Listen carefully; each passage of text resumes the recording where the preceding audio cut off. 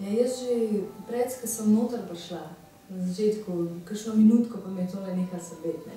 Tako da med samim reikijem je bilo pa mogoče čutiti čisto tako, tisto nežno, kot da bi me... Božal. Ja, ali pa kot da bi meni tako, v bistvu ti si imela roke takole, ne, na sencah, jaz sem imela pa občutek, kot da me en še takole drži, ne. Takole, da mi en dela, ne. Malo tako nežnega pritiska na čelo, ne.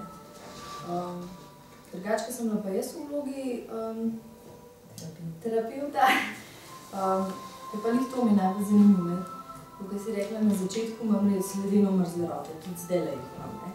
Ampak med samim zdravljenjem mi pa prav zažarijo in res zelo vroče roke, no.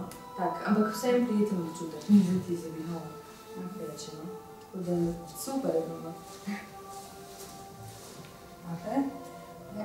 Jaz sem se po koncu terapije, ko sem bila v vlogi klienta, zelo sproščeno počutila. Me je pa tako zelo veliko občutkov preletavalo med samo seanso, a ne.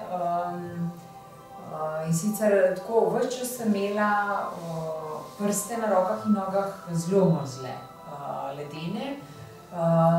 Potem se mi je pa tako, najprej sem v desni nogi čutila toploto, kot da takole potuje od zgoraj do dol.